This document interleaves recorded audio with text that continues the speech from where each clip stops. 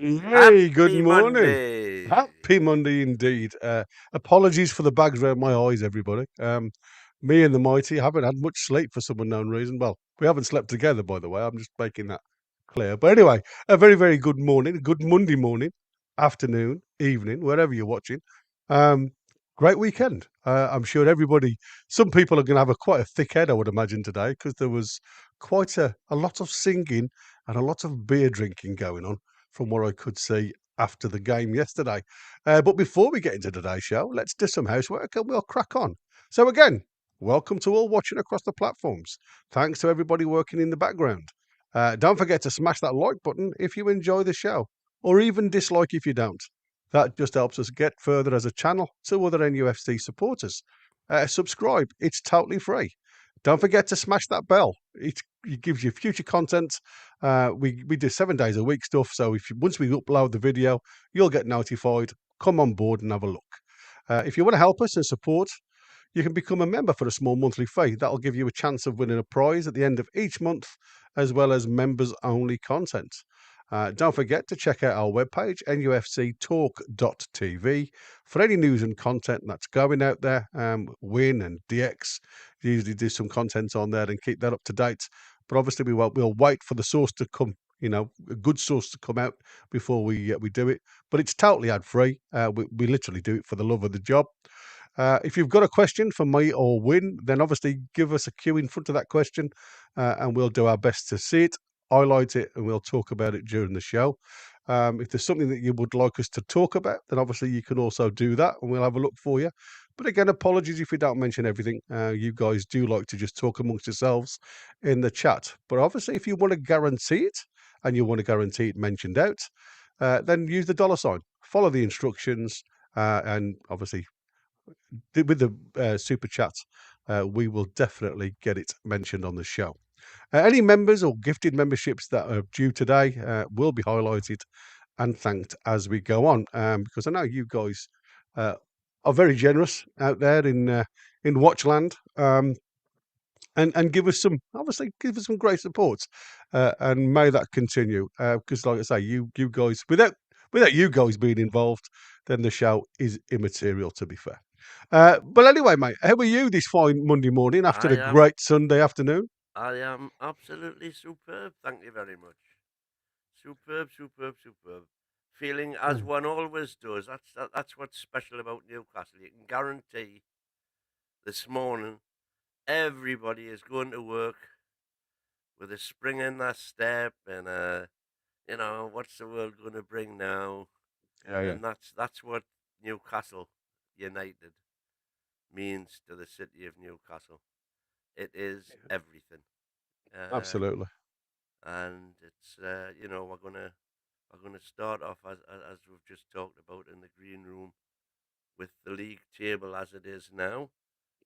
Yeah, it's a And it's a strange, if I can say that, it's a bit of a strange um, league this season. I don't know whether you feel the same. I mean, I know we were just talking about it, but this season seems to be one of those times. One of those seasons where we've seen in the past the likes of Leicester doing the deed, and obviously there was a lot of talk about Nottingham Forest being involved. And now all of a sudden we have got. I don't know whether you can throw that up a little bit higher, Win, in a minute, and then we can see it on the screen, and then just transfer it across, buddy.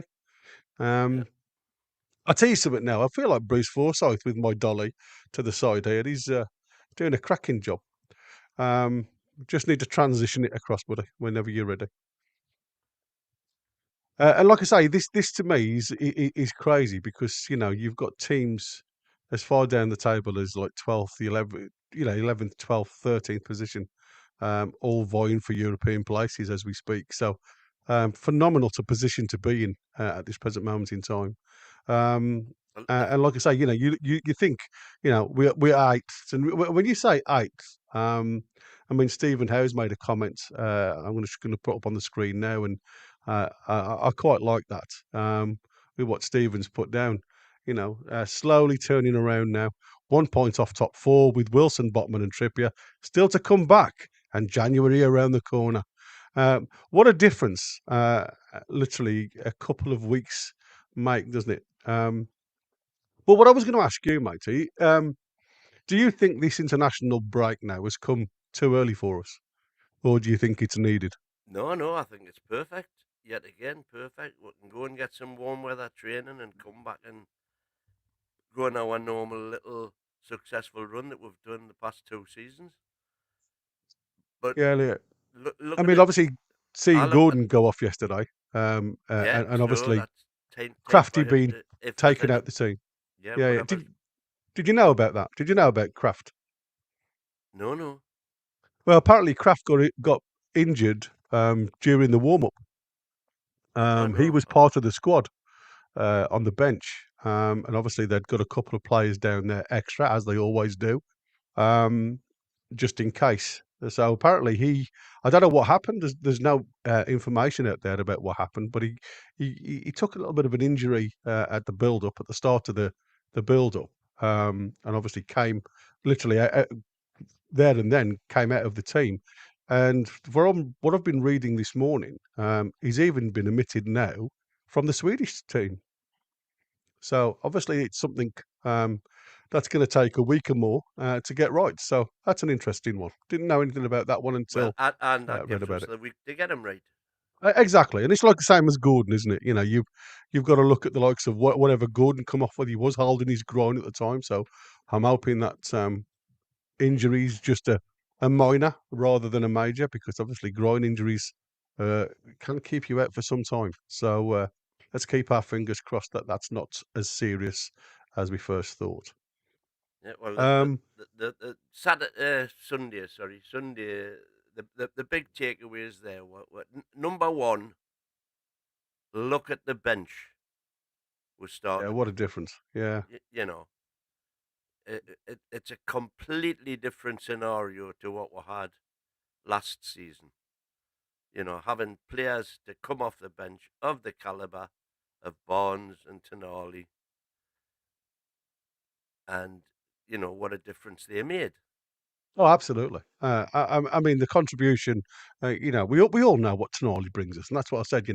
It's like I said, it's a tweak of the system to get the system working, and I've just been showing you. It's quite a weird, fluid system that Eddie Howe is starting to put out Yeah, there now, and yeah, we can like I have a say, look at that because it's yeah, we'll do it in a bit once we'll we've do had a look at the league. but just Um, first of all the league. Now again, if you look at that, we are 5 points behind Man City, and imagine Isaac scores his penalty against Everton.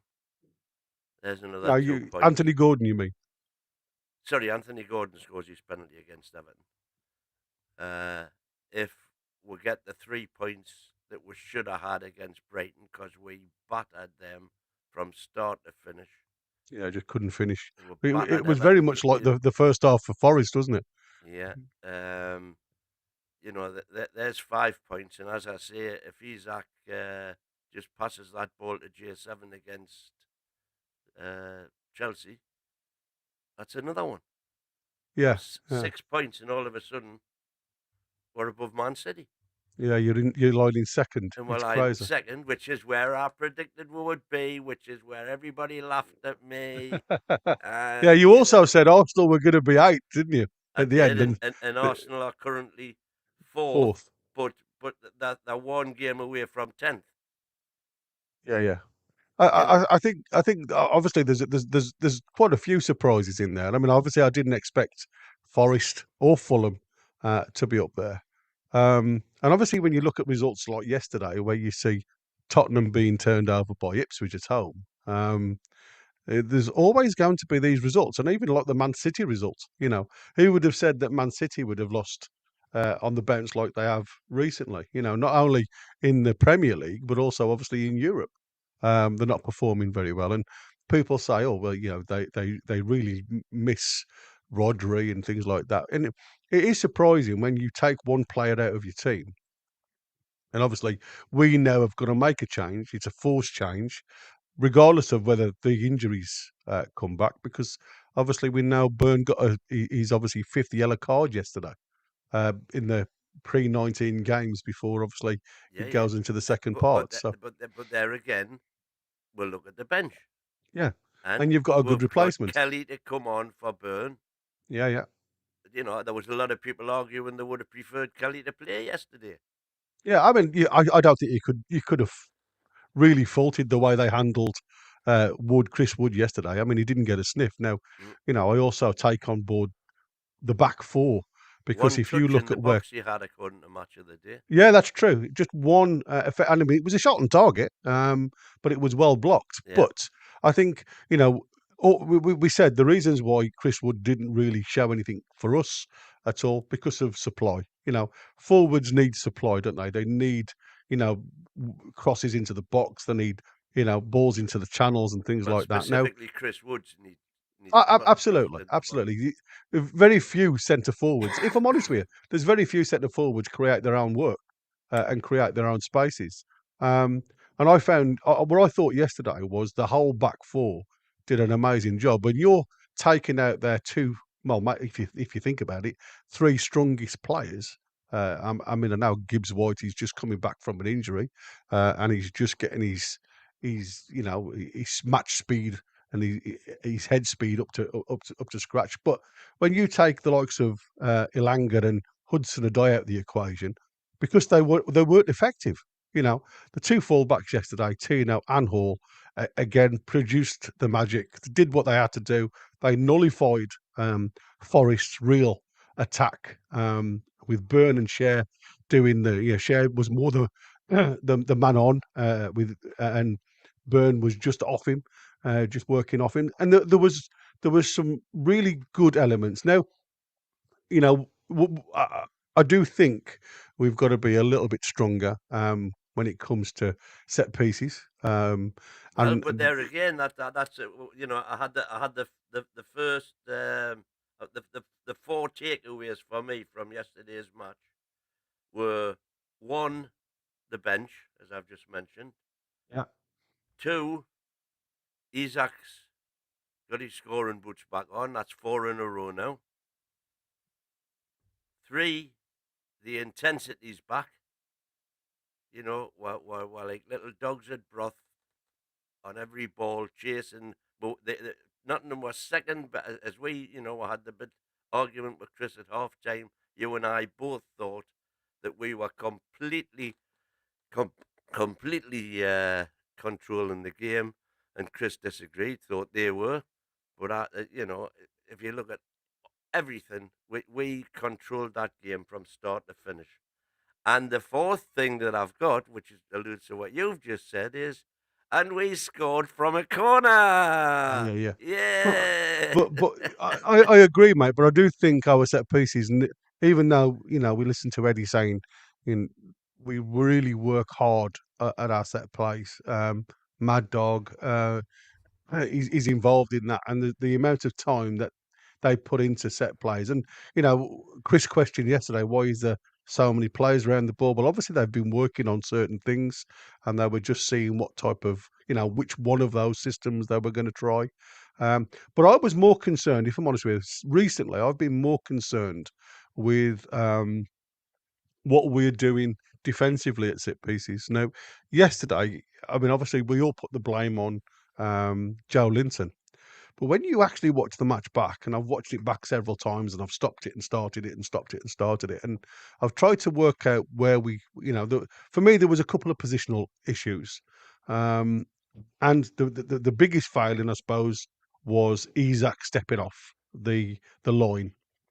When you've got your defensive line there, if Isaac had have stayed where he was, he would have intercepted the ball, and the ball would never have got through to Morello to actually head the ball in. I suppose you could say he wasn't contested when he headed the ball, and obviously we saw Joe Linton not really run into the space to stop the run or anything like that. He just tried to head the ball from virtually a standing jump position, and you're never going to get the same type of leverage with somebody running, even though like Joe Linton looks as if he was a lot taller than Morello at the time. But I mean, it's small things, isn't it? And like I said, it was definitely against the run of play. They didn't have a lot of the ball. What they did Forest in the first half, they did really well. They were very compact. They were very narrow.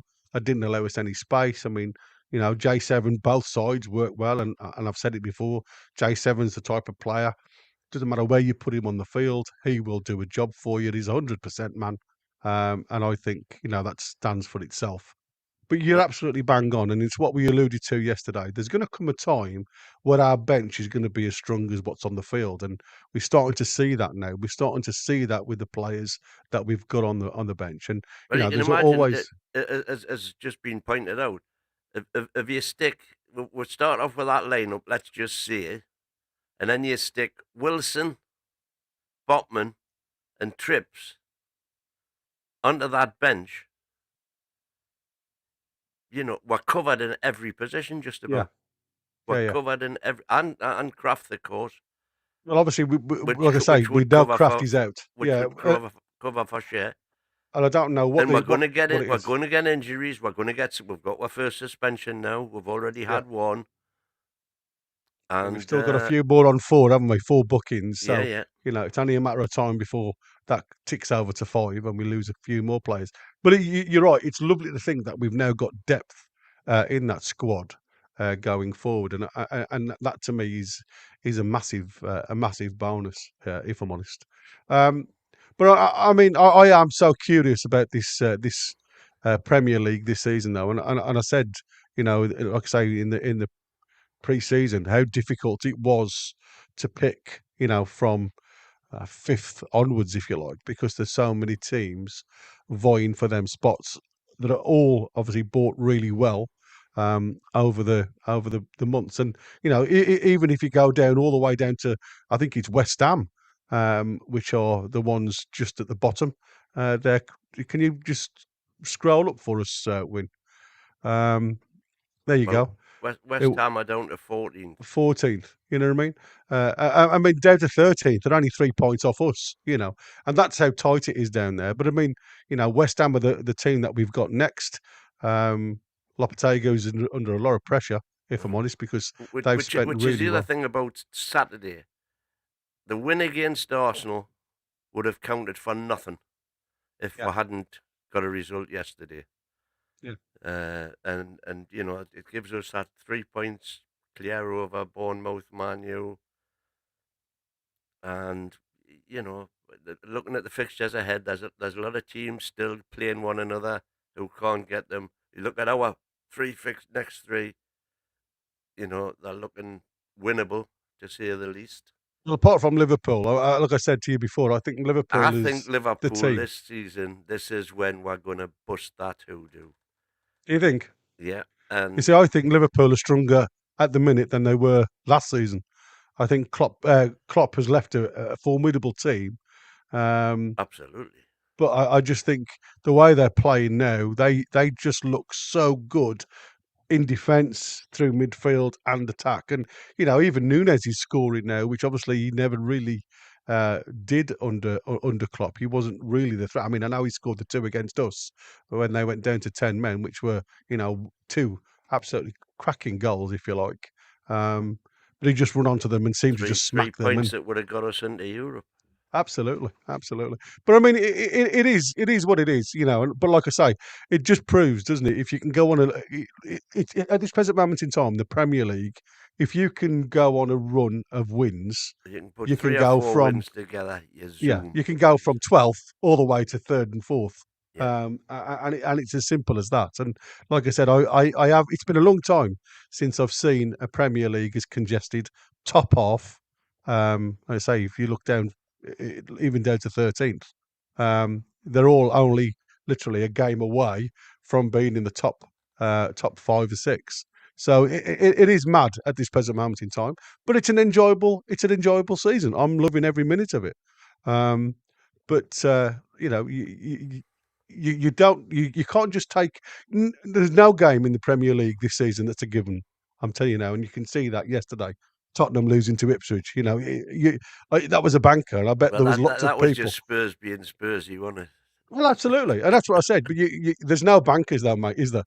Everybody's fighting for the Just points. just on that subject, we run a competition at the pub called Last Man Standing, and you have to pick a different team every week for Mhm. you've got to win the game that particular round Yeah, yeah. to stay in the competition. So it was decimation yesterday. Now I took Spurs, but the way I normally pick my team is I look out of the clubs that I've got left to play from. I look which one of them is the shortest price. Right. So I take them for my last man, and then I lay them. I lay that team on. So you pay a fiver, per route until it's won because it runs about 4 times in the season. Like at the minute, we started off with 45, and there's only 6 left now, Mm. due to mainly due to the Spurs result yesterday. But when Liverpool got beat off Forest, that decimated half of them. When Man City got beat off Brighton, that got rid of another half a dozen, and so on and so forth. But what I do is I laid Spurs yesterday, and I had 27 quid on them. So the way I look at it is, if I lose that 27 quid, I'm still in it for the 280 quid that I'm going to get for last man. Mm. And of course, Spurs got beat, so I'm out the last man. So it's cost us a fiver, but I've won 27 quid. uh, so you back one in the last man and lay him on, with the boogies. So that was another good day at the office for me. Uh, Going along with the Newcastle win, of course, so always back to win. But no, just looking at the points that we could have had, we could have comfortably been second there. And then we would have been playing Liverpool, 3 points to go top, which would have been a completely different. Oh, I thought you'd frozen for a minute No, no, there. I was just sat still listening to you, man, because everybody in the chat saying that they can't hear you, and yeah, I can hear you perfectly well. So I And don't know why. I'm nearly deafening myself here. Yeah, exactly. I don't know why people can't hear you, but I could hear you perfectly well. So it's obviously something coming over the You airwaves. you even I don't got know. Chris saying put the mic in your mouth. Well, yes. I mean, but not obviously fully in your mouth. That'll be a strange thing to watch. Um, so yeah, I mean, it is interesting. I mean, I've also read that obviously the injury is a broken collarbone to Crafty. So Oh, what the lads in the so that's going to put him out for some time. I don't know how that occurred. Um, but obviously that's an interesting one. PDK says God made J7 on the seventh day. I quite like that one. Um, you've got to think now we are struggling at right back, aren't we? We've got no cover at right back whatsoever now. So you're going to have to, if you look at it, I know like we look at versatile players and things like that, but we are limited when it comes to certain positions. And like I say, right back has always been one of them. It's going to be no trips, there's no craft now. So we're literally reliant on T now, plus potentially an academy player coming back. So you're absolutely right. I think this Euro break now has probably come at the best time for us. yeah. And just on another thing altogether, I get my shopping online from Asda, so they deliver it. And with regard to coffee, I drink very strong black coffee, Right. and three spoonfuls of coffee, 3 spoonfuls of sugar in a pot like that. And because I use 3 spoonfuls, I always buy the cheap stuff, just Nescafe or something like that. Yeah, yeah, As yeah. it happened, Asda didn't have the big jars of Nescafe yesterday when they delivered, so they sent me the equivalent of Kenko Milanko, Oh, which is like twice the price, and you get it for the same price. If they put a substitute in, you get it for the same price. I've got to say, from now on, I'll not be buying the cheap stuff because this is absolutely delicious. You feel like you're sitting on a Greek island drinking your You, coffee. you What? just need a sun lamp. I That's think what you need, it mate. may just be because it's a Monday and we've won, but it tastes a lot better than it normally does. Yeah, yeah. That's Well, just sorry, that's just a little aside that's there. just a little aside bit. Well, I mean, from going back to yesterday's match, there was a couple of things that I saw in the chat, and Eddie Howe's put some comments that he was a little bit obviously. Um, he doesn't really argue with the officials a lot, but yesterday was a little bit of a difference. Oh Obviously, God, well I've got that on my list of things to discuss as well. well, I mean, obviously we all said at the start, the match officials were. Uh, I don't know. For me, it was a case of it was tame at times when they needed to be a little bit more, especially to Yates. And I thought Anthony Taylor's refereeing yesterday was. I'm glad he let the game flow. I mean, I have no issues with that, but there's certain points, and we go like, let's go back to like I say, for me, the the part of the goal that was from the free kick that went out for a corner where they got the goal should never have stood simply because Yates That was a fouled Dan Burn booking. Tino. Yeah, that was the Dan Burn booking, Yeah, right? which So again none was of that should have happened because of the a referee clothesline. allowing, yeah, um, Yatesy to smack Tino in the face, if you like. So I've never seen him go up to the fourth official and complain as much as he did yesterday. Have you Um, heard the conspiracy theory regarding this? no, Right. Well, apparently, Taylor was the fourth official when Forrest played. I forget who it was now, but they had three penalty appeals. and none was given. None were given, and subsequent examination of those three decisions, at least two of them should definitely have been penalties. Yeah. Is that where Morgan Gibbs White got sent off as well? And indeed, more. So which game was that again? I'm trying to think. Was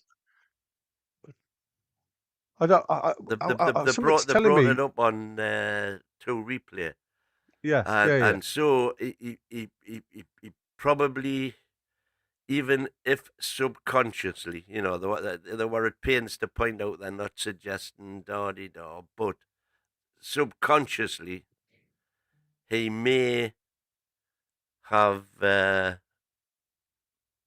tended to favour Nottingham Forest, and watching the game throughout, there appeared to be a definite bias towards Forest.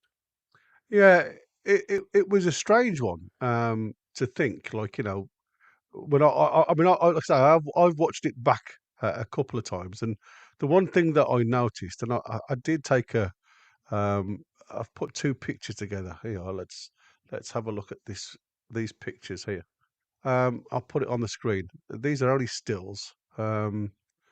But for me, you're absolutely right. I definitely think there was a time and a place, for him to try and put his errors, if that's what you want to call them, to one side, because he did very much to me miss out on two potential cards here, both for the same player. Yeah, yeah. And I have How to he shout stayed out. on the pitch. I mean, again, all the match of the day guys were saying he was a lucky boy to finish on the pitch. Well, I mean, you can say there's you're looking at the ball, he's not looking at Tino. It's a natural position for your arm, whatever. There's loads of players that people will always say, that's a natural jumping position. But as you can clearly see, he's impeded Tino. And again, that goes a bit further down. And like I say, Byrne gets his yellow card. And that's where Eddie Howe obviously was screaming and shouting at the fourth official, saying that should have been, never, ever brought to just because of where it was up the field with Tino. And then obviously you've got to say well done to Longstaff, or have you got to say well done to Longstaff? Because obviously if Lungy had have gone down under the challenge, as you can see on the top there, that to me, where you can see where Anthony Taylor is, Yeah. he's right in front of it. Yeah, if Sean goes down there and writhes around and, Yeah, play acting. Uh, that's a red card. Diaz comes to mind, and I think somebody, Geordie Dan's just read my mind there. It is, like I say, it's a definite. To be fair, that could have been deemed a red card on its own because it is high. It's nowhere near the ball, and yet Sean obviously just over it and carried on with the game.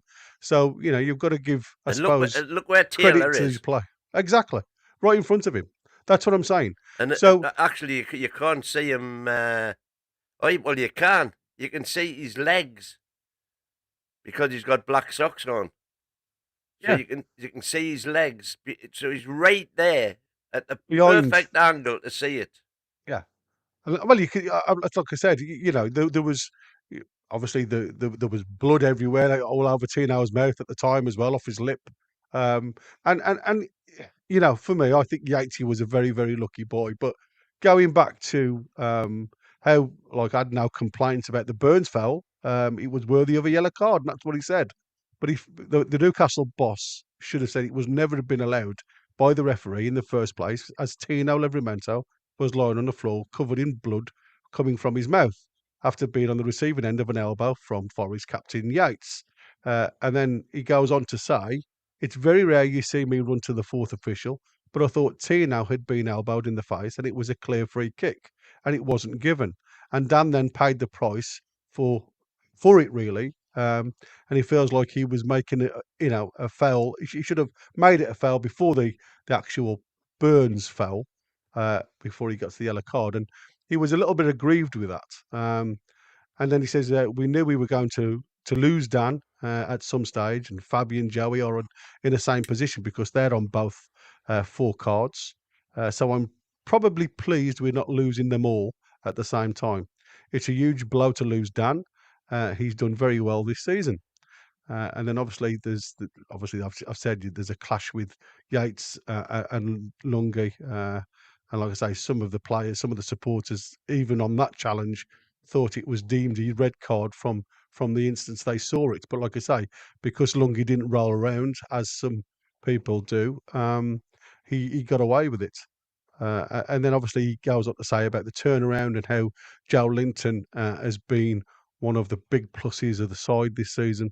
And like I say, even Joe, Jay Sevens had a couple of dodgy games. We've said when he's not performing, it does seem as if the team doesn't support or perform well when he's not at his best, as we've seen in the first few weeks.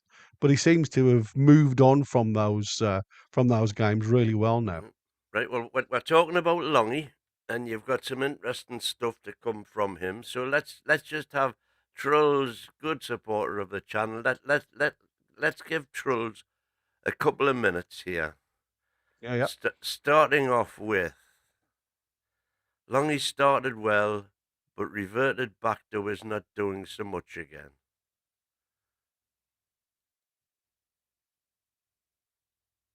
Well, I mean, Just a minute. I'm going to put them all up. 45 minutes, Longy played well, then reverted to doing nothing.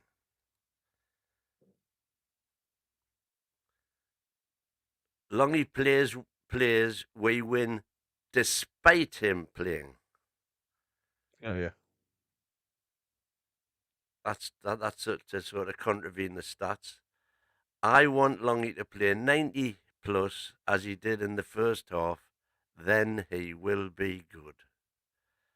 Well, that's your things, trolls, which of course you are perfectly entitled to have. But what has Mr. Longstaff himself been saying, Gary? Well, it's an interesting one, really, because when I mean, I was reading this out to you beforehand. When you look at Lungi, bear with me a second because I've just moved on from where I was talking to you about. And he's gone on record to say um, that he understands the frustration and everything else, and he made some type of, I don't know, sit down with the Sun. And again, you've got to take this as it sounds, because obviously it is the Sun newspaper, and sometimes we do realise how they can exaggerate the truth. And he goes on to say, or they go on to say, Sean Longstaff has warned Newcastle United, now, emphasised on warned Newcastle United, that he could be off unless he gets the right new contract. He also has his say on Eddie Howe, fans' perception, and his thoughts on his role and importance in the team. So these are, again, exclamation marks. So apparently these are his words. You've got friends who tell you, but for me, you can look at stats whichever way you want.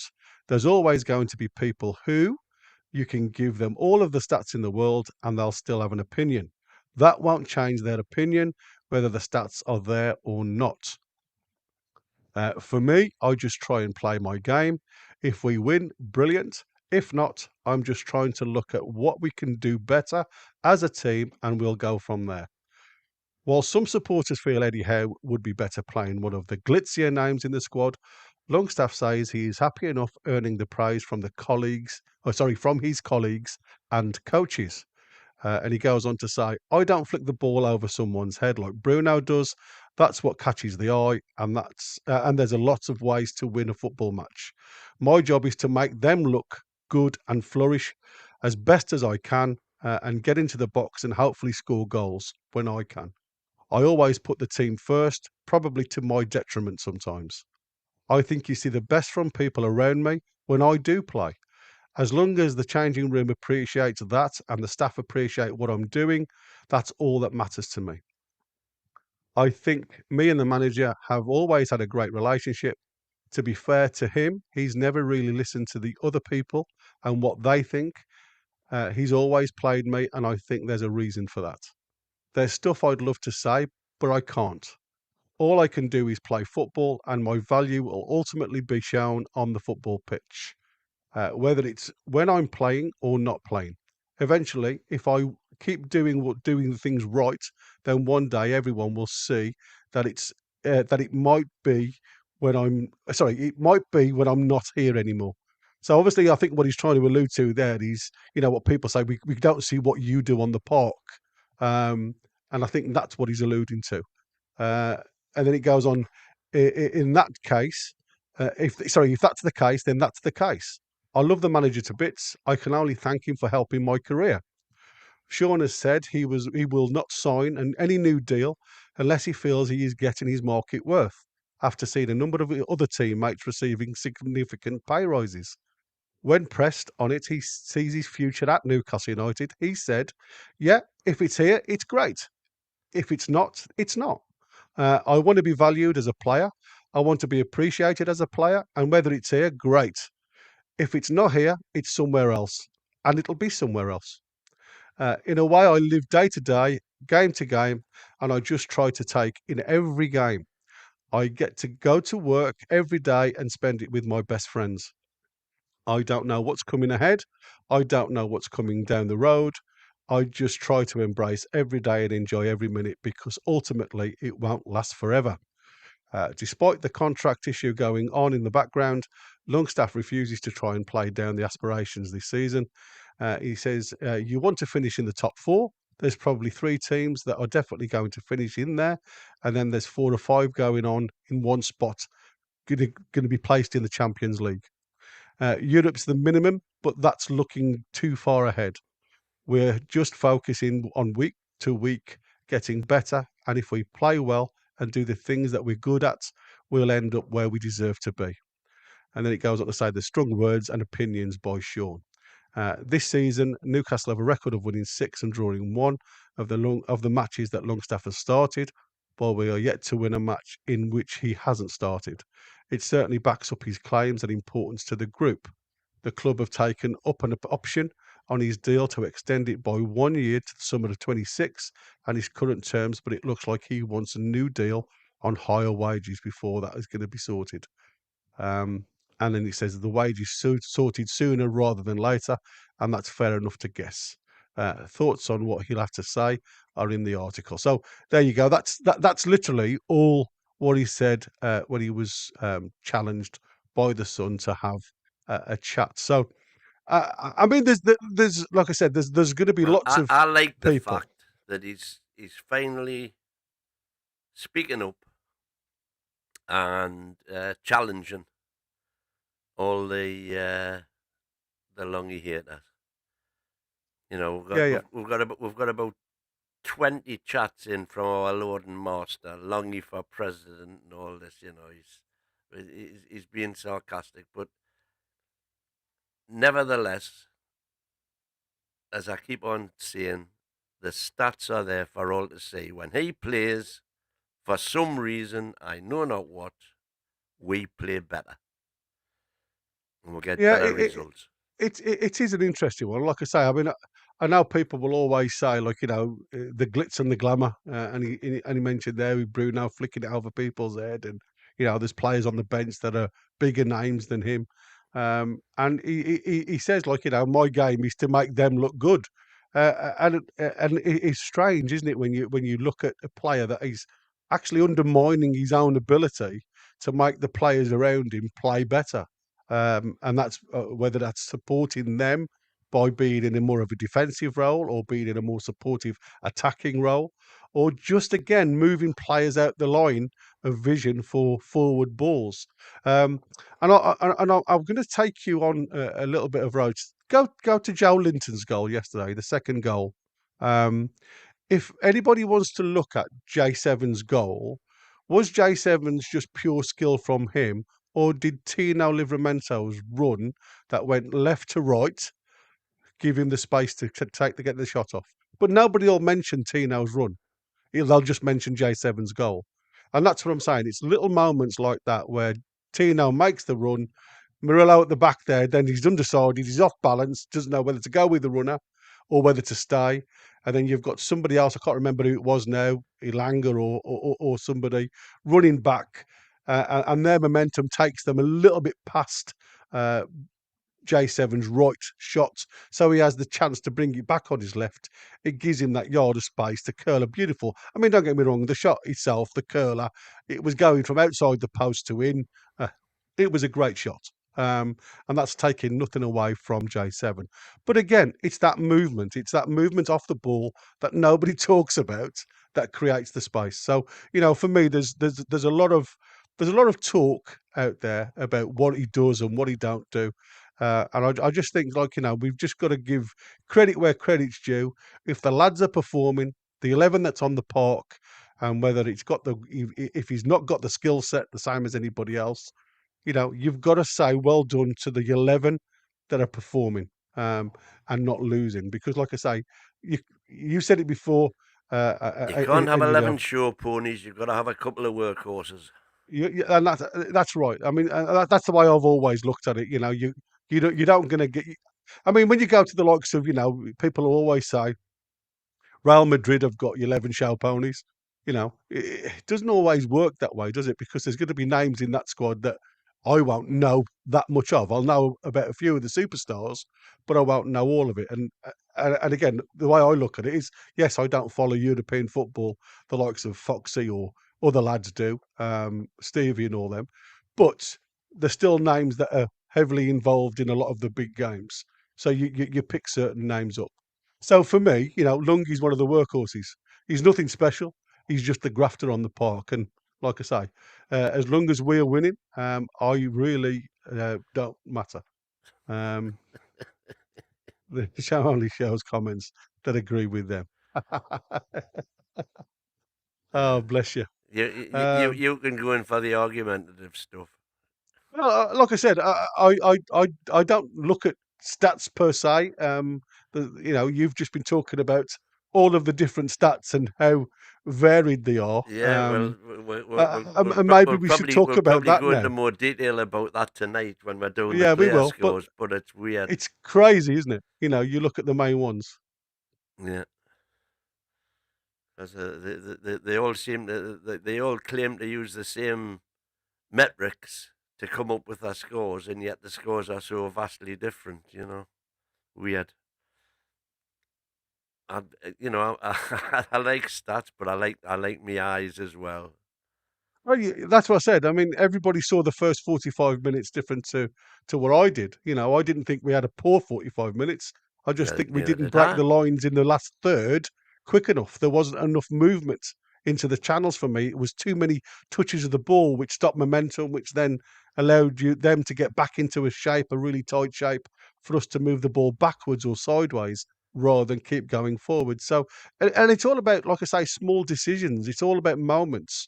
But that doesn't mean that we had a poor first half. It just means that we didn't do what we're supposed to do in that first half regarding the final third, which we did a lot better. And like I said, they didn't change their setup in the second half. We were, if you say, you Ah, could say well, we were lucky here's the to thing. get the first goal. That's what changed them. Here's the thing, right? First half, back the stats. First half possession, Newcastle 60%, Forest 40%. And this was them. They got their goal, and they did in Newcastle. But Newcastle play far better against teams that come onto them and hit them on the break. That's our modus operandi, basically. Mhm. Win the ball in transition and get on our bikes. That's how we've had so much success since Eddie came. And if teams sit back in a lower block, we find it very difficult to penetrate. When we got our equaliser, deservedly, all of a sudden Forest had to change that game. So the Mhm. second half stats went from 60-40 possession to 52-48.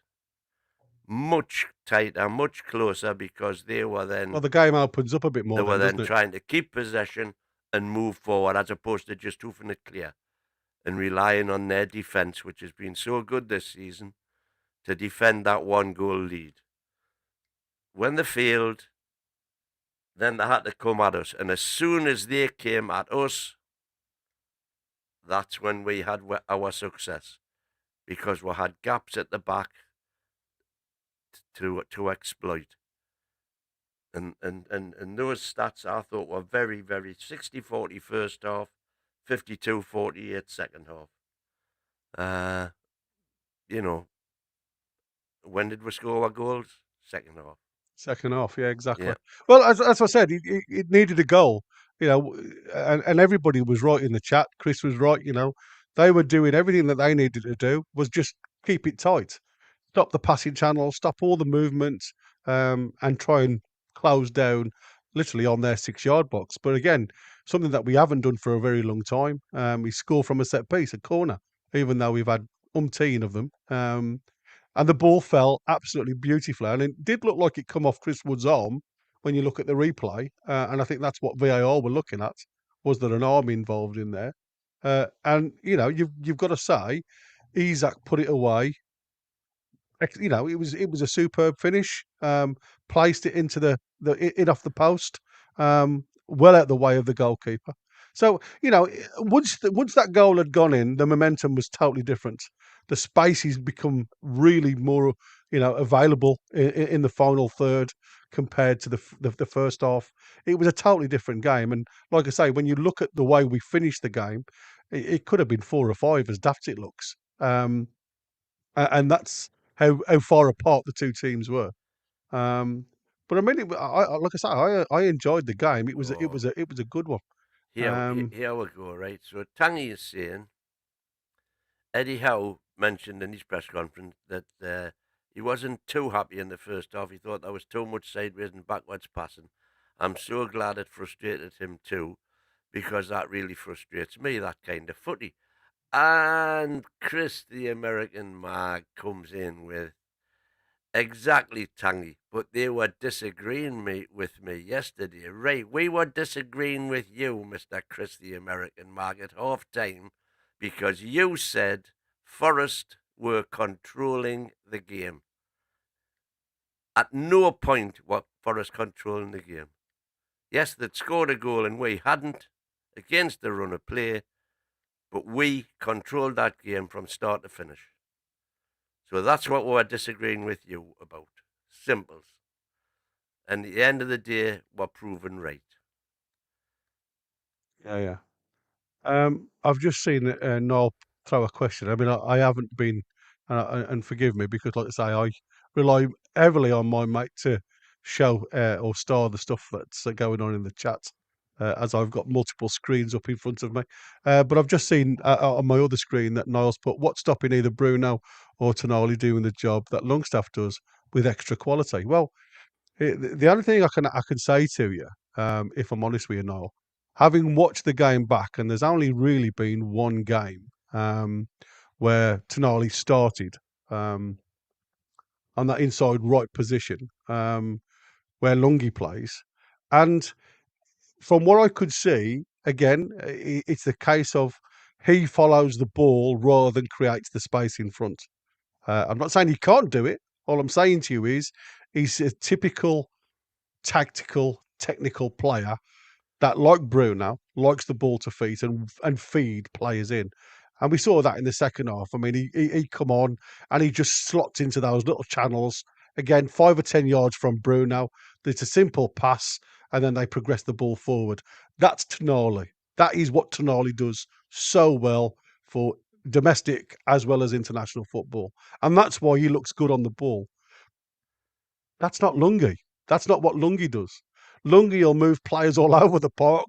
Lungi will just put his toe on certain things and separate play and things like that. That's far less than what Tonali can do with the ball at the feet.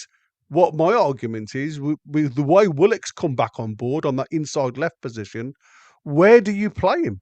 Because if he doesn't do Lungi's job by just running around, and people say, well, anybody can run around. He's too technical for that. Hence, he wants the ball. Hence, the first few games that I saw him play was, why are you too close to Bruno? There's no pass out. They literally mirrored each other's movements from deep to forward thinking. They were literally together. And I have got a couple of videos on previous games that I meant to show, but um, Chris wants us to concentrate on talking rather than putting slides on there. So I haven't I've more or less put them to bed now. But it did show you the fact that there were just parallel lines between the two of them playing as they went back and as they went forward. There was less than 10 yards. And I don't, and again, I'm not saying that's wrong if you play the right system. Now, you look at the systems, and I've just showed in the back room about our passing channels. The passing channels directly shows you we played a 4-2-3-1 yesterday, but it was so fluid you probably couldn't see that to the naked eye. And what you had yesterday was Bruno as our deepest midfield, with Lungi just to the right of him, but a little bit further forward. And then in the middle, in the 10 slot, believe it or believe it not, it was more of us going playing Gordon in the middle of the 10 slots with J7 to the right of him and Willock to the left of him. Played quite a narrow system yesterday from playing wide in the first few minutes. And then we went very narrow to try and overrun what Nottingham Forest was doing. And that's what I said. Nottingham Forest became very narrow. And we've mirrored that. And like I say, it was only when we started to progress the ball forward really quick in the second half that we actually managed to get in and behind them. Once that first goal of Newcastle's went in, it changed the whole mindset of the way Nottingham Forest were going to play. And that's what I said. You've got to have players on the park that can do something varied. Willock's totally different to Bruno. Longstaff's totally different to Bruno. I just think Tonali's a bit too close to Bruno technically. And maybe we need to tweak the way Eddie plays. And maybe they both be perfect as 2 6s, giving, like we said. But then who do you take out? And that's what I said. Lungi, isn't by any means the technical player, but is he playing it well enough in the team to keep his position? Well, that's an argument, I suppose. Willock definitely stays in the team for me because he's been the difference. He's been the one who's broke the lines at times and given us that pass outlet. So there's been What, no more Listen, graphs? listen. The Yeah. customer is always right. Well, like I said, I've been told, like you Get. say, No, you get guys don't watch that. You only come to listen to us. So, get the passing graph up. Get the well, passing graph up for okay, PDK I'll put the passing graph up. because Just it is very interesting. This one, by the way. and this, like I said, this does show you the difference between what we're trying to do as a team compared to the way Eddie puts the team together in this fluid system, if you like. So there you go. I'm just going to move it across now. And as you can see, if I go onto the screen and just so you can see it probably from start to finish, the distance in gap. And I tell you what, let's just put Nottingham Forest on the screen first because you can see that they were struggling to get anywhere near our penalty area. So as you can see, that they set up very similar. They've got the three again. Their full back very narrow to try and separate what we were trying to do because we were playing so narrow, and their outlet was the right back. And again, you've got Morgan Gibbs He had a White. good game, him by the way. I Yeah, won. absolutely. Well, it's funny, isn't it? I know. Because you've got Morgan Gibbs White as the player that's trying to break lines here. They're very much the same as Willock, and then obviously you've got Chris Woods. And again, this is that crafty part with centre forwards trying to separate your two centre halves and pull you out of shape to get your speed men behind.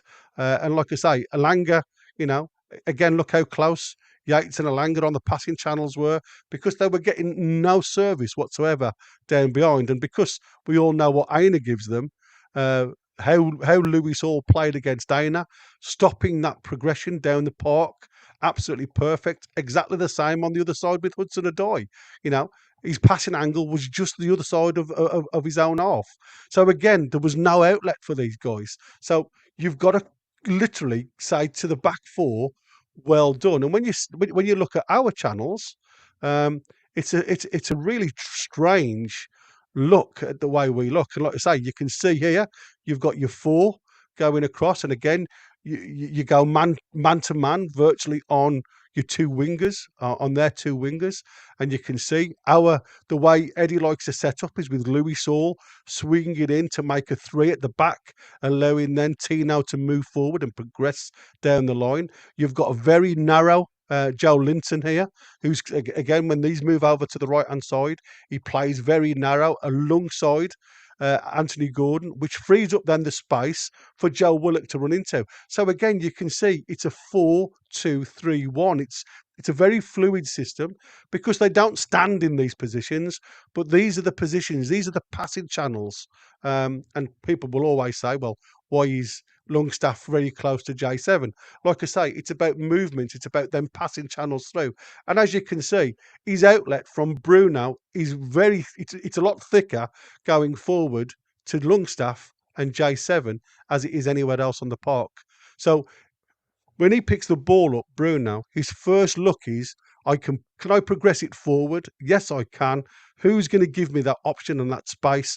It's going to be Longstaff or J7 because that's the optimum. And it's exactly the same with Hall. Hall was looking. I mean, it's always going to go back because we know the way they work. But as you can see, the thicker lines is always Willock or J7. So it was the long ball across the park if J7's got the availability, or it's the short ball up to Willock in the passing lanes. And then what you've got then is Gordon would have come in from the left-hand channel to sit inside to free up that space for these two to run into. Absolutely fabulous system when you actually look at it and you try and break it down bit by bit. But that was, as you can see, a simple graph on their positions over a period of time. It's not where they would, like I say, where they would stand. It's this fluid 4-3-3, which can progress into a 4-2-3-1, as you can see on the chart there. And then from then on, they dominated because they changed, and it was a simple change. They moved two players, and they moved Anthony Gordon to the left-hand side and J7 to the right. And by just doing them two changes, with Willock willing to make those simple runs into space, the same as Tino, then moving Lewis Hall into a three at the back, it just opened up the yards because Tino was taking players out of the way for J7 and Lungi to get the ball, and so on with Willock getting the ball. So very interesting look at it. It's not going to be for everybody's cup of tea. I appreciate that, but it does show you quite easily the system that was what was put up there. So, like I say, people can take that on board and talk about it and say, oh, yeah, well, that means absolutely nothing. But to me, it means absolutely everything because you can just see the passing lanes and you can see the shape of the team when we actually got on top of Nottingham Forest. So would you not say Longstaff is essentially playing CDM, even though Eddie doesn't believe in CDMs? Well, he does. When you're freeing up, what happens? He's not playing a CDM. He's just sitting in the hole. That's danger. It's what they call marking space. So if you look at Nottingham Forest's lines yesterday, and if you go on, there's a number of them. If you look at their back four to the middle four, there's very little space between the two of them. That's why they've been so good in the build up to our game. There's been very little space between the back four and the middle four. And I say middle four because if you take Dominguez and Yates and then your two wingers drop into a four when they're defending, very much like you saw yesterday, it keeps free the likes of Gibbs White and Wood.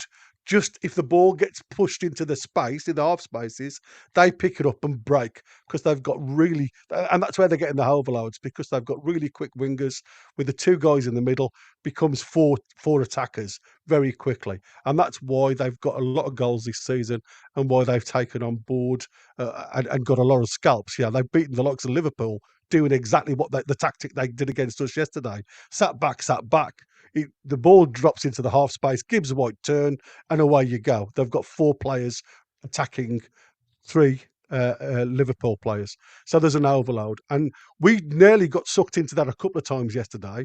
And what happened was instead of putting the ball through to Woods, who had a direct run at goal, if the ball had come through from Gibbs White, and that's why I said I think Gibbs White is probably 2 or 3 games short of being match sharp, mental sharp, because the ball through at one point would have given Chris Woods a one-on-one shots with a centre half to get a shot off.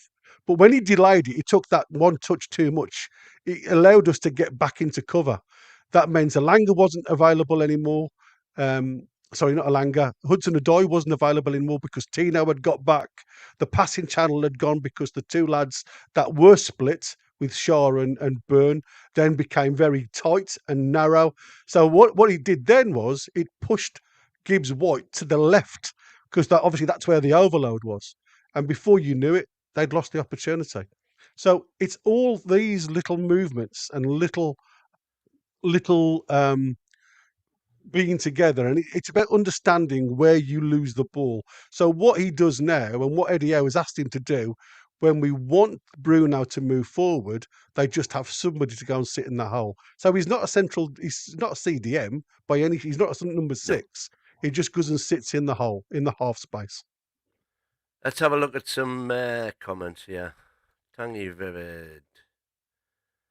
After the Brighton game, I mentioned a lot of things around how and how the team were playing. I feel satisfied now that we are less predictable. Right wing options have been better. Glad Eddie proved me wrong. You and many other people, Tangy. What's Chris? Poor Longy. He puts the team first. No one else does that. Only Longy. Please start him every game. Alan Thompson, lads and lasses, international break is boring for some. I just look forward to it as it's a chance for injured players to come back. We have to think positive moving forward. Indeed, we do. We do, absolutely. What's this one? Oh, spot on. Watch the game again. I thought would be under a lot of pressure. Never in the game were Forest controlling the game for a long period. It was a brilliant away performance. Simple. A completely different way we played in the second half, more direct, forward running with the ball, all these things.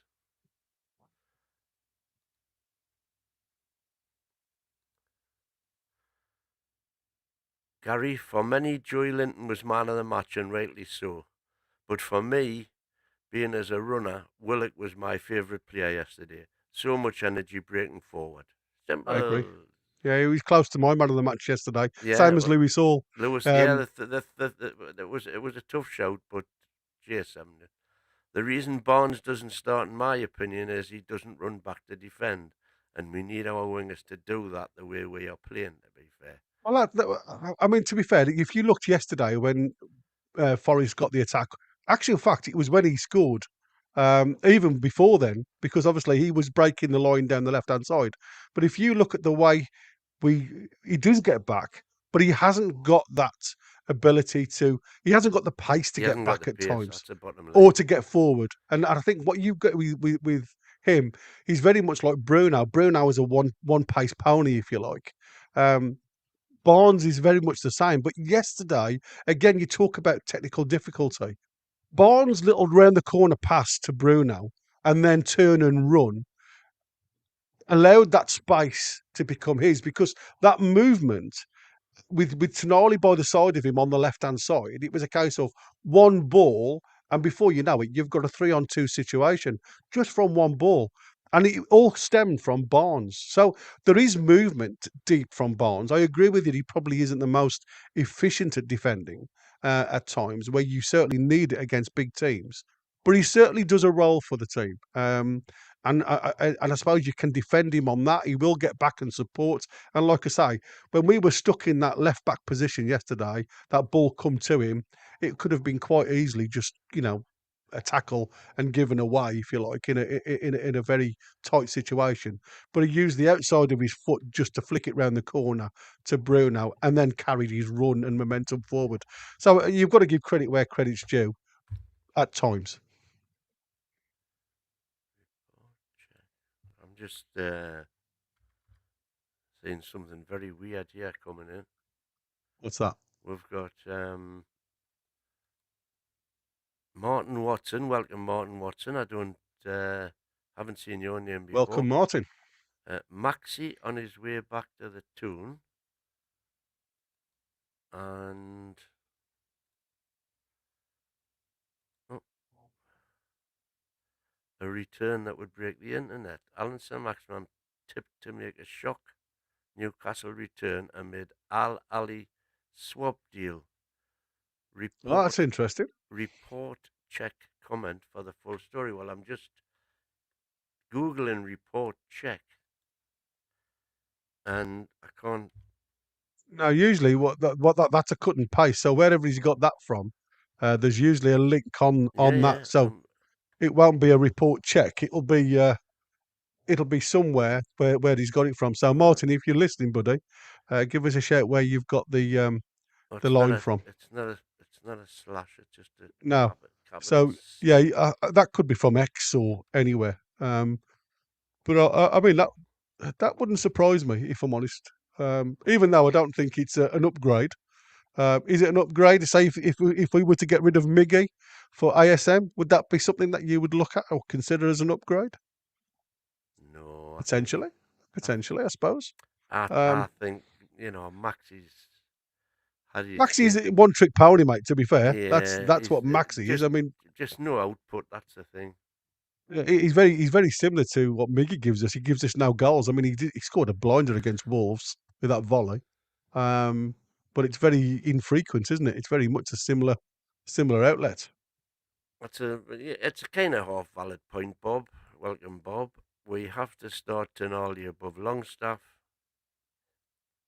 This resurgent in form is not down to Longstaff; it's down to dropping Murphy and Miggy. Well, It's potentially right. we've already tried that and it didn't work. Well, not really. I mean, like I said, you can blame a number of things. I think you know uh, we haven't had a right winger. We've had lots of movement from Gordon last week. We've had a different type of movement this week with the lads up front. which has opened up different avenues. So every game, and like we say, we keep on talking about tactics, and Eddie works out a tactic to beat the opposition on the day. So going down the road of being, you've got to have these players play all of the time. And I'll keep on saying there'll be a point where you will have to have players sat on the bench that are elite players, especially if you're going to be a club as big as Man City, Liverpool, et al. So there has to be some type of, when do we play them? And like I say, you also have to adopt a system to play these guys. Um, Man City are now starting to be found out because they've lost Rodri, and somebody's saying to me, well, have they got players on the bench that can play in his position? And you pull one player out, and all of a sudden they can't win for dust. So you've got to look at it for what it is.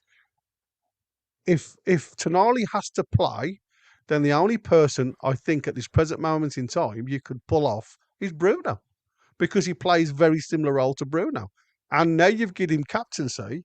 Can you say, according to Win and some of his stats there, yesterday Bruno only got a 6.7 from all of them. So he didn't really play well yesterday, according to the No, stats. he Am I was, right, Win? yeah, he was the bottom on who scored, sofa score, Fop Mob, and Geordie Good Boys. He was the lowest rated player on the field. Now, I don't see that at all. For me, No, he had a fantastic game. I wouldn't say he had a fantastic game, but I don't think he was, he was that low. I think he connected. Again, it's about progression of the ball. He didn't do a lot wrong. I mean, I can back it up with, again, going on from what I see in front of me. Bear with me a second, because I just want to make sure I've got what I talk about right. And again, if you look at what we were just talking about there, you're always going to say, for me, Bruno wasn't massive part of the game, but he was in the every build up. Every part of the build-up play, Yep. he was the one who was passing the balls. He was committed in the tackles. I mean, I think he didn't lose a duel yesterday. So how can he? How can all of a sudden he be the worst player on the park? It doesn't make any sense to me. There's a question in from Peter McCardle. Welcome, Peter. Do you think J7 could be our right wing and spend the money on a defender or striker? No, no, no, no, no, as far as I'm concerned. Well, that's where Uh, I mean, don't get me wrong. That's where he started his yeah, he, yeah, he yeah, yeah. you know But he, for he, me, Bruno should be on the left, attacking on the left. Um, and we need to get a proper right winger. So let me just show you something for a second, guys. And again, I know Chris he doesn't like me to do this, but again, I have to try and justify what I say and do here. So I'm just going to put on key passes, assists, and everything else, and we're going to look at certain players. And then I'm not going to put any unsuccessful. This is literally just distribution. Okay. And I'm going to look, I'm going to put so you can see I'm not cheating here. I'm going to put it up on the screen in a second. I'll tell you what, now I'll do it now. I'll remove that one because I can put that up again in a second. There's a funny meme that's out there that I want to show you guys, but I just want to show you that I don't want to cheat here because I don't want to be seen as the person who always affects all of the players. So this is the way I look at the game and how I give an opinion and my scores. So these are all of the Newcastle players and all of the Forest players, as you can see. So if I just say, I'm going to pick on Bruno, right? So I'm going to give Bruno. This is Bruno's successful plays across the park, right? Let's give him a little bit more because obviously I'm giving him a bit of a discredit here because of these bits at the bottom. So as you can see, there's Bruno's plays, his full Successful passes. successful passes and all of the key passes and everything else, right? So there's Bruno's. Let's have a look at Joe Willock. So again, very much concentrated on the left-hand channel, where obviously we know he runs into, links up well with whoever's playing on that left-hand wing, but more concentrated in one specific area of the team, and that's what I said. The difference in the system that Eddie's bringing out of these players now is something that we haven't seen a lot of this season. And then let's have a look at Sean Longstaff.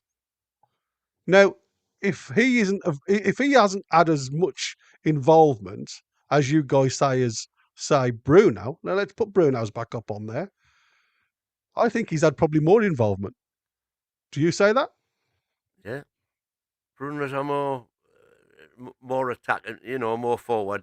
Well, that's what I said. You've got a player who sits a bit deeper, who's going to see the game in front of him. And like I said, Longstaff isn't that type of player.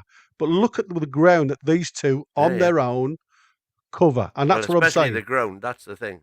The areas that these two cover themselves, which allows the likes of Willock, J7, Gordon to do their things, is phenomenal. And that's why I give credit where credit's due. I don't just look at the flicks, I don't just look at everything else. It's the ground cover that the two of them work with. Absolutely phenomenal. And again, as you can see, these are all successful. So I'm going to take the successful off now, and assists, and I want to have a look at the unsuccessful because again, to give them both a fair shout, you've got to look at what they do poorly. So let's have a look at all the unsuccessful plays across the board. Have I missed anything out? No, they're all ticks. So let's have a look at the two of them again. Let's go on to Bruno first. And as you can see, Bruno gave the ball away 1, 2, 3, 4, 5 times. Okay. Sean Longstaff. 1, 2, 3, 4, 5, 6. So he gave the ball away one more than Bruno. So, and again, you look at the passing channels here. That was I remember that one. That was when he was trying to play a needle through a thread, if you like, rather than the thread through the needle, because there was no way he was ever going to get that ball into the channel for Tino running behind. But he tried, and that was one of I keep saying it's the percentage ball. But he saw the opportunity and he tried it. I can't knock him for that. But again, I also can't knock him for giving the ball away one less time compared to Bruno, who seems to be on everybody's tongue. Does that make any sense, Win? The only thing, if you put Longies up there, that one that he lost passing backwards, This one here. that the one that he's when he's passing back to the halfway line. Yeah, this one here. I can guarantee that was on 14.5 minutes when I was Right. going It berserk. says 3 minutes here. Up on the top. Unsuccessful passes, 3 minutes. Oh, right. I thought that would have been a 45 minutes one. So they obviously haven't got that one on where he didn't read a ball from Let's make sure I've got all of them. Tino was up in a track, up in attack.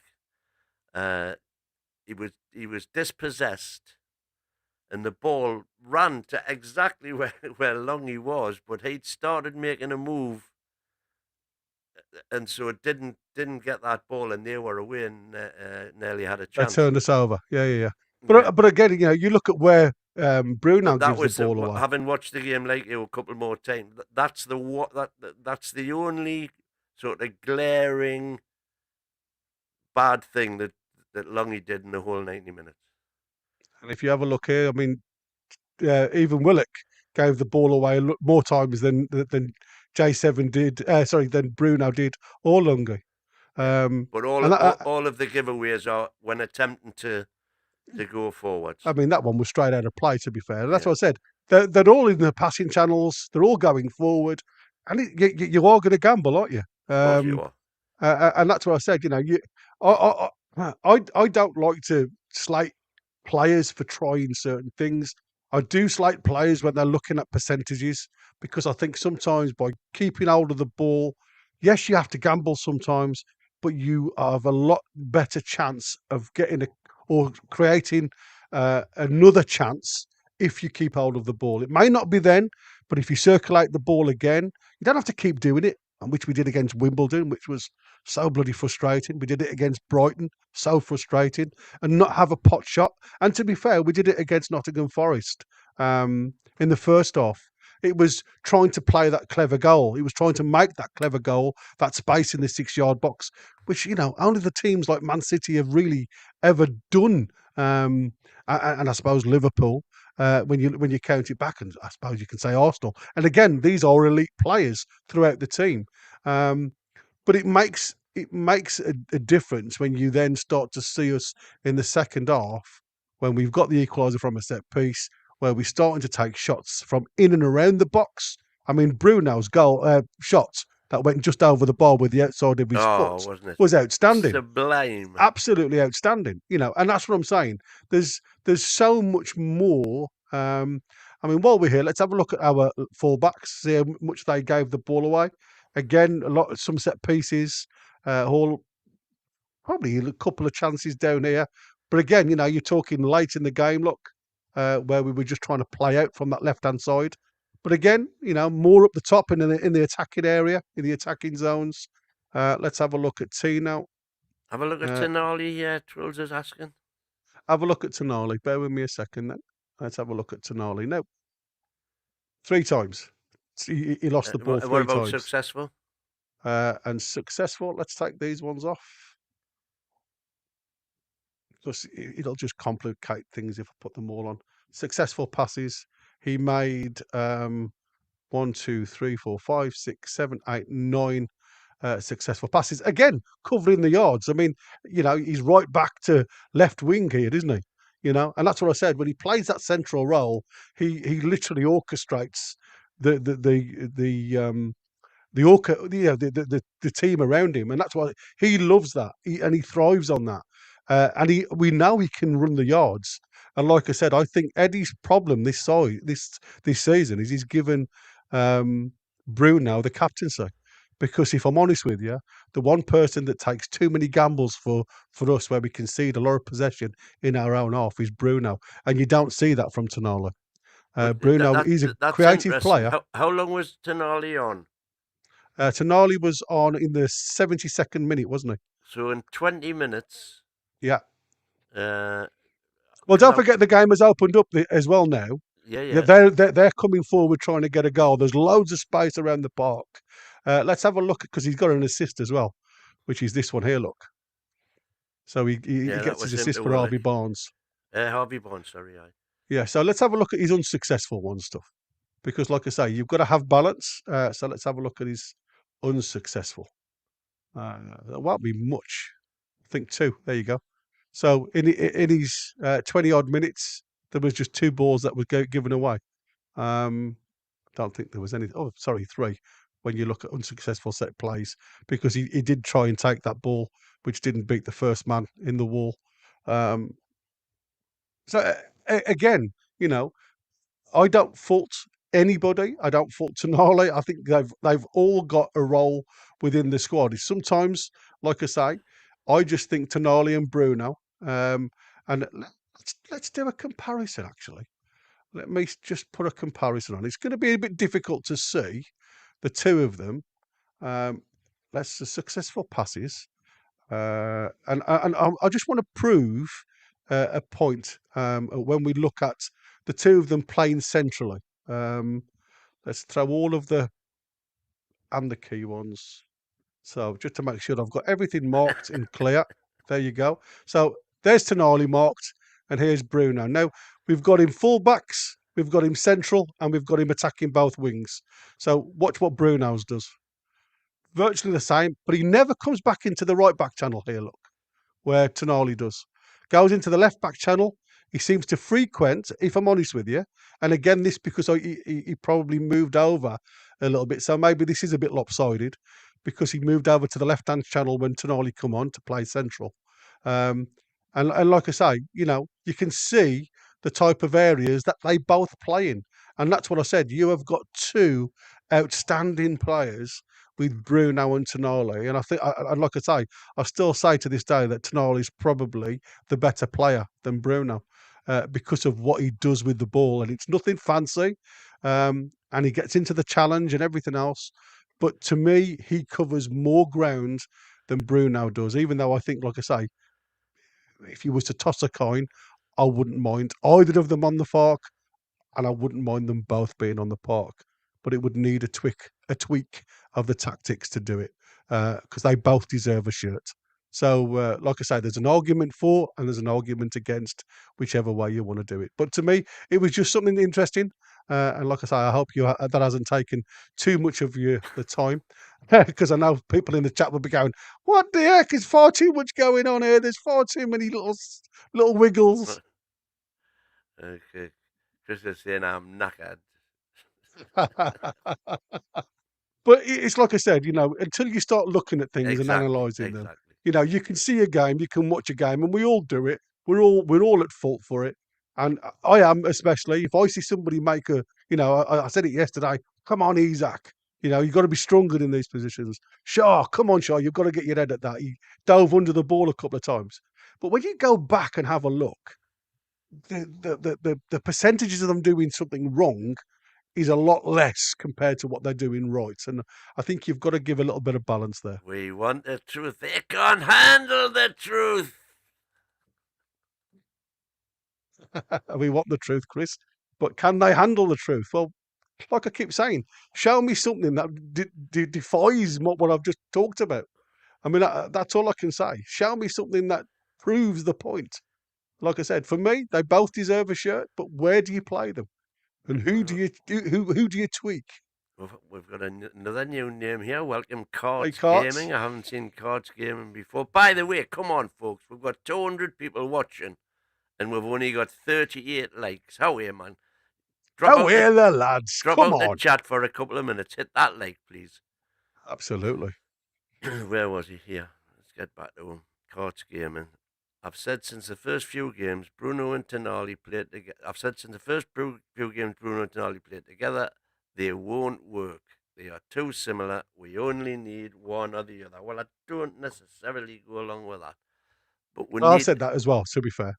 we need to find a system. There's got to be a solution. Exactly. They've both got to be given their rules and stick with them. That's the way I look at it. For me, you have got probably the two.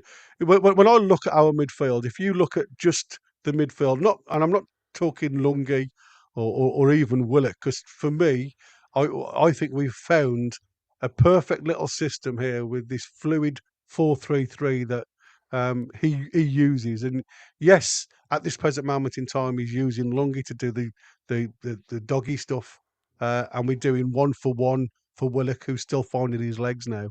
And it just moves Bruno over to the left inside channel. And again, it gives him that freedom, it gives him that space to walk into. And then when he drops in deep, which he did yesterday for our second goal with Barnes, our third goal with Barnes, you have them swapping channels. So what happened was Bruno came from that left channel deep, and to give him a path out, you had Tonali running in front of him. So it was just one simple pass forward. And like I say, that turnaround was able to give us an overload of 3 versus 2 on the attacking motion. And then from that, then you go and get the third goal. And like I said, it's great teamwork. It's great ethics, the way it all comes together. Yeah, according to SofaScore today. Yeah, but as I've just mentioned, if you compare who scored, SofaScore, FootMob, and Jody Boot Boys, who are all using the same stats apparently. Yeah. You know, That's why I don't use them. Because trust me, you can't trust them. You can't trust any of them. When they're giving the likes of Bruno 6.5, 6.6, and Tonali gets 7, and he's only been on the park 20 minutes. It's a bit strange. well, Courts again, back in again, saying definitely something that can be fixed, but at the moment it seems dangerous. I don't know which one. Well, I disagree. It seems very much fixed to me at the minute.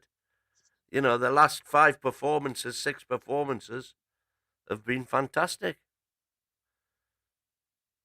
You know, we haven't necessarily got the results in all of those games, but that just counteracts, I suppose, the early games this season when we weren't playing well, but we were getting the results. Strangely, when Longy was in the team. Yeah, like I said, like I say, you can't fault what what comes.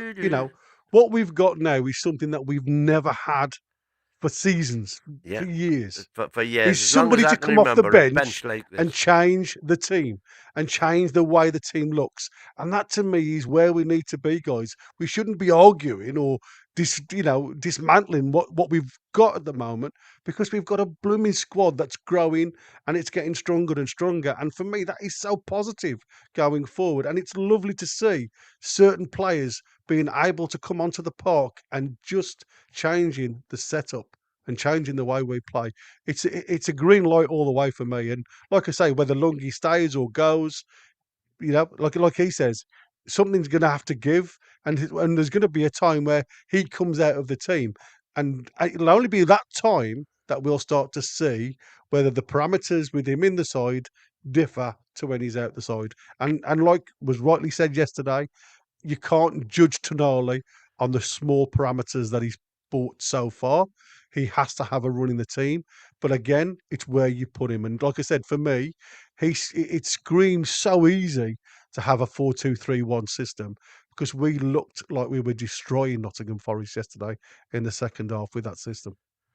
Niall, I cannot believe you've said that. I didn't even read it. What was it? As much as I hate to say it, I want us to lose so the Longstaff stat can disappear. Oh my Why days. on earth would Wow. anybody want us to lose? Wow. Team before individual every single time. I Well, support Newcastle United. can I just show you this now? I've been looking in the chat, not here, but on social media, and there's uproar at this present moment in time with people trying to get tickets for certain games that are members, um, and I come across this, and I must admit, it did make me giggle, because when everybody talks about. Um, Supporters coming on board now. The glory days are here, supposedly, and we often forget um, all what we've been through in the past and everything else. Now, listen to these guys, right? So the idea is they have they've got a quiz going on, and they've got multiple players coming on board, and from that they are asked whether they want or they can see who the player is. I'm just going to try and turn this up so you can see it, because they are hard to distinguish. So like my lovely other half has just come through the door. She's waving at me. Hello, darling. I hope you've had a lovely morning at work. So just have a listen to this. It really it boils. Honestly, it really does boil me. Right, what's your name? Jared. Right, we're going to try and get you a free pint and shot here. All what you need to do is give us 5 names of these players. Right, ready to go. Right, first one, easy. Oh my god, Dan Burn. Easy. Lewis Miley. Easy. Oh, Papa Cisse. Easy. Oh. However, need cheating. Easy. Easy. Yeah, but I said need cheating, man. What? Is he speaking English? Don't know it. Don't know it. You don't know who that is? No, Yeah, lads, do you know who that is? yeah. How do you not know boys, Les I got the two Ferdinand? tops on, however. Oh, wait. Yeah. Who is it? Yeah. I ain't got a clue. He knows. Actually, don't know. No, don't know. We're close. All right, get the next one, however. You're never going to get that if you can't get that. Have a look. Zooming on his face.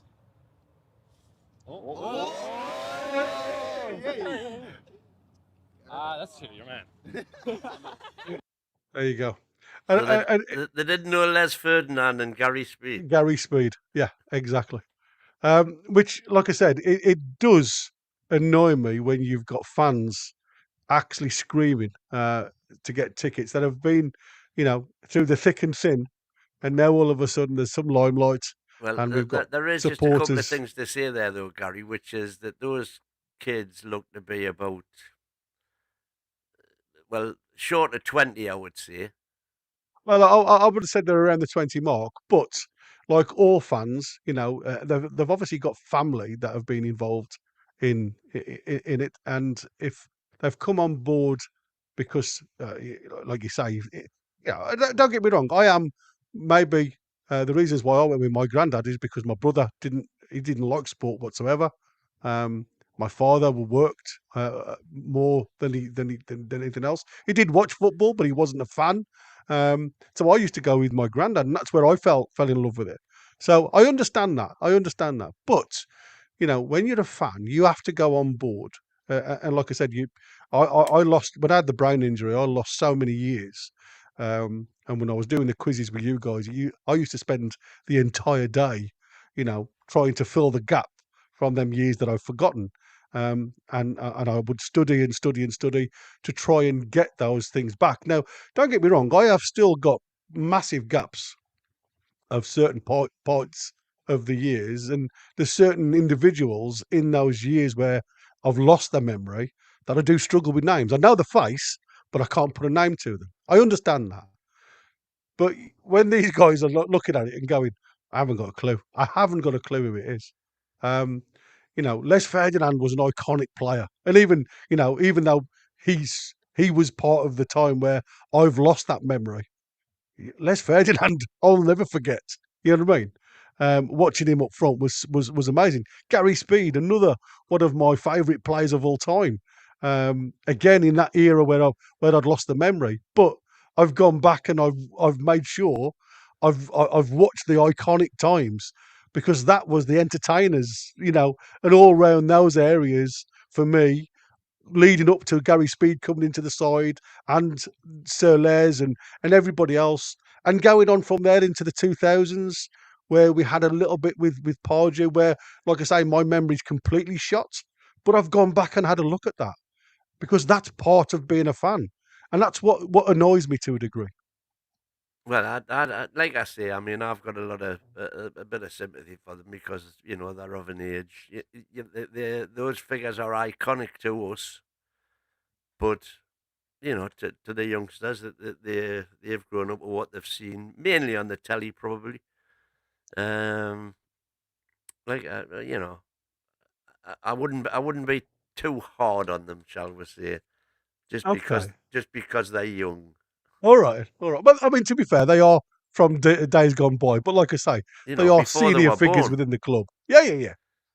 I agree with you. But it just makes me laugh that like I said, it just linked up really well with with fans that can't actually, get tickets, and yet these There's, guys are in. there's our Lord Master lowering the tone. They're just young men. They're looking for the next fanny available. Come on. Well, there is always that. And Um, is this Truls softening? Do you think being a workhorse in the team doesn't make you a pivotal workhorse? that's Workhorses all. are easily replaced. Well, yeah, I agree. It's easier to replace a workhorse than it is to replace a show pony. To continue with the analysis. So And there's Foxy having a dig at me. With, to be fair, Win isn't great at the quiz night. Maybe he wouldn't get all the player faces correct. Well, I got all those correct. yeah, But absolutely. yeah. By the way, I also do badly in the quizzes because I do it fairly. I Yeah, don't exactly. I don't copy answers if I didn't know them and so on and so forth. Yeah, Anyway, exactly, mate. watch it. The quiz is a nice party night. It's a nice relax, have some fun, get A in. chill zone. If you haven't watched the quiz on a Friday night, the party quiz when we're all getting drunk and talking nonsense, tune in because you'll enjoy it. 10 o'clock Friday night. Well, even though I haven't got any footage, real footage, but there's lots of chat out there saying this was Anderson sneaking into Newcastle's dressing room yesterday.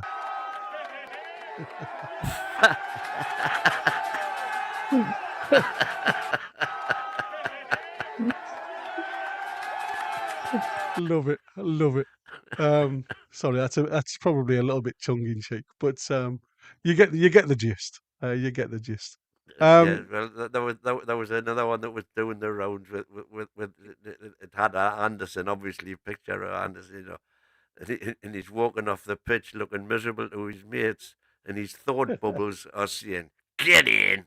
yeah, exactly. You on?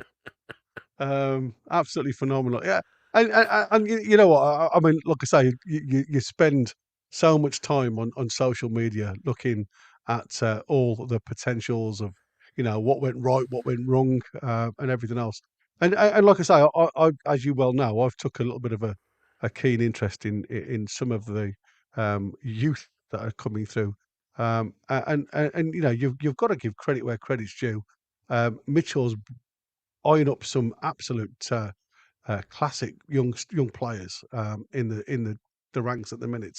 And like I say, and for me, that is so promising because, like I say, we are becoming very much future proof going forward. And like I say, that is what we have to do now in January is obviously reinforce what we've got. I understand that, but you've got to take your hats off. And don't get me wrong, it's not about results, but sometimes the individual performances have been outstanding from especially the under 15s. I mean, I can't think of the lad's name. I think I've got it on my phone. I should have sent it, forwarded it to yourself, so we could put it up on the screen actually. Because this youngster, Jaden Kwasu, joined from West Brom in the summer. First game he got 2 goals and an assist. His second game he bagged 2 goals. Third game 3 goals and an assist. That was against Liverpool.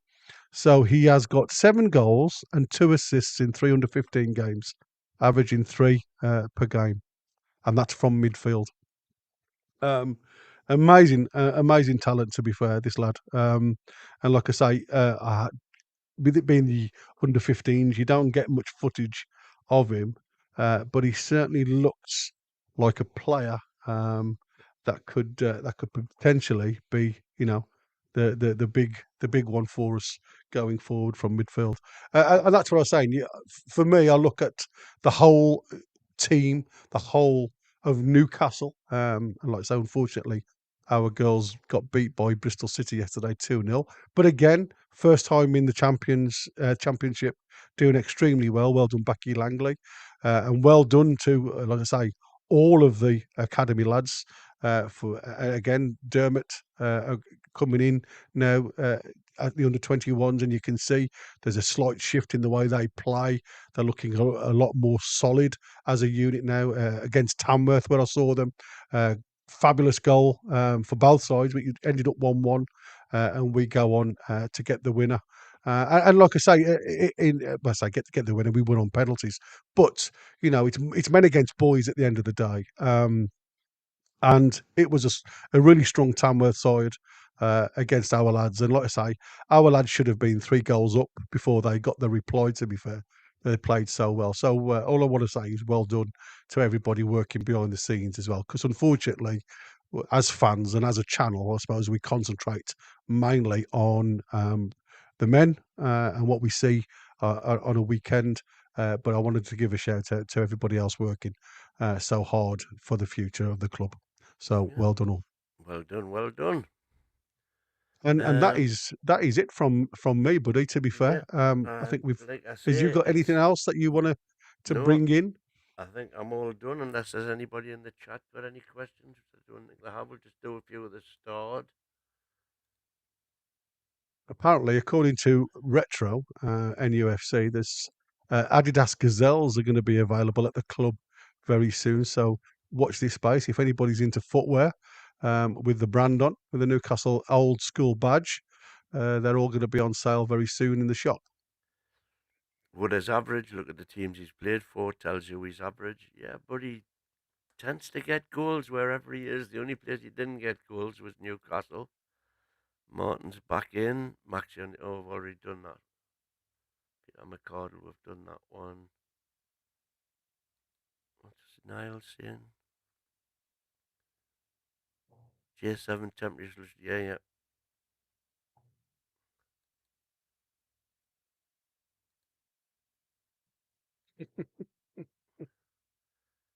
Newcastle get to where they aim to be, you're going to have to a lot of Holler. All right, so you're going to have to just back to the young ones there.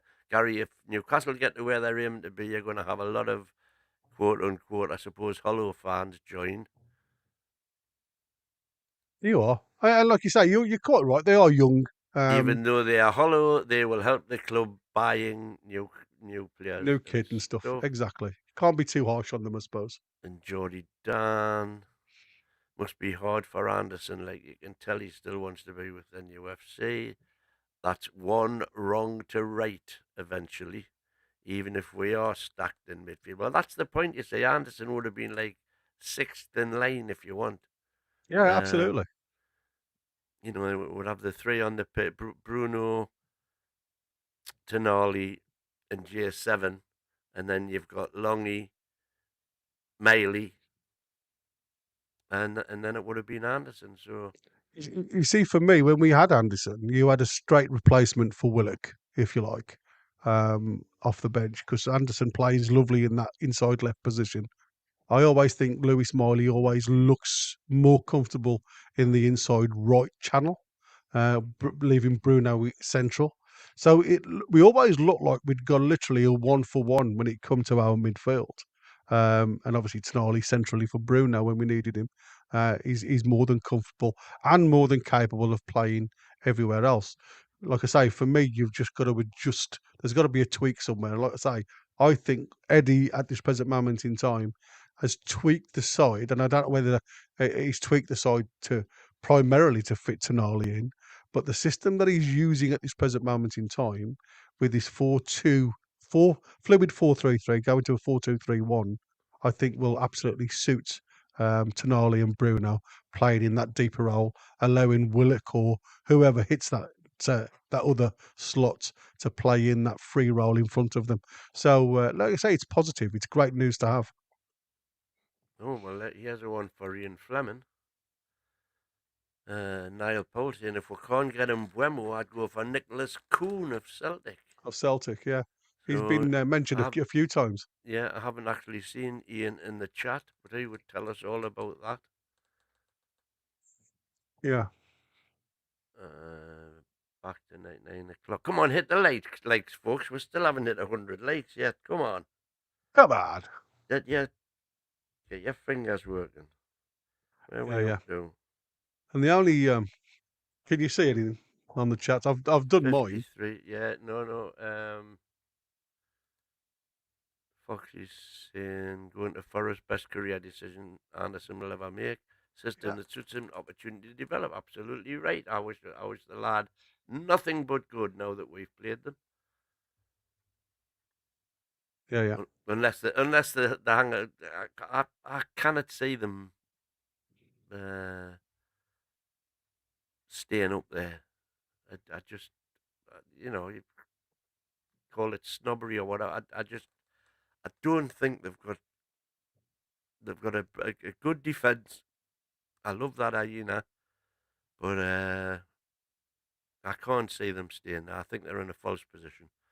In fact, I think it's going to be tough. Somebody did. I was reading something somewhere yesterday. If you look at their results, the home results, the drew against Wolves, got beat against Fulham. Yeah. Drew against. Let's have a quick look.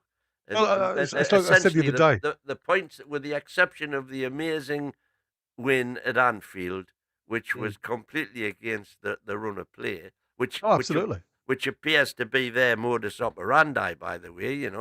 Sit back on the break, and get on the break, and then defend. Yeah. With the exception of that result, the points that they've picked up have all been against teams below 12th. Yeah, Mighty Mag there is saying that they've got a really hard run coming up now till January. They have. I mean, they've got some of the big teams. And you're right. I mean, I said on Thursday when we were doing the preview, you look at what they've played. They've certainly picked more points up away from home. And I said that to the lad who was on the show. I can't remember his name now. The Forest fan. Who kept on clicking his pen all the way through. And he was like, click, click, click, click. In the end, I went downstairs and I said to my missus, click, because that's all I'd heard for most of the show. And it was like... So just to flip it, the draw against Bournemouth at home, which Bournemouth are playing very, very well at the minute. Yeah. They're a good they beat side. Southampton away 1-0. went out the cup to us, drew 1-1 to Wolves at home. Then they beat Liverpool.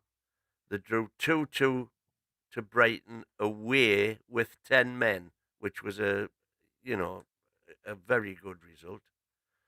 Drew 1-1 away to Chelsea with 10 men. Got beat at home off Fulham in between those two good results. Then they beat Palace 1-0 at home. Leicester, they beat 3-1 away. And West Ham, 10-man West Ham, they beat 3-0. And then they got beat off us. So, their wins, their wins have been against Southampton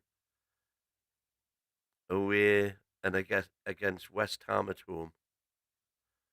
And Liverpool away, of course. And to counteract that, they've been beaten at home by Fulham, by us, and they've only managed draws against Brighton, Bournemouth, and Wolves.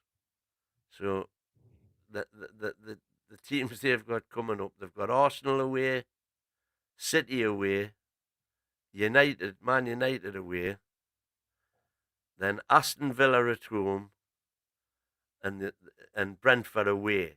Again, not easy. They've got Ipswich at home in a fortnight, which you would think that they should be able to win that one.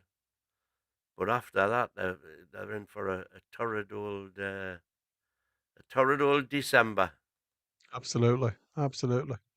Yeah, it's like I say, and again, I keep saying it. You can only play the 11 in front of you, and for me, that was probably their strongest squad that we played and nullified across the park. And like I say, the only outlet they'd got was the everybody is wingers. lauding Aston Villa and the job Emery's doing at Aston Villa.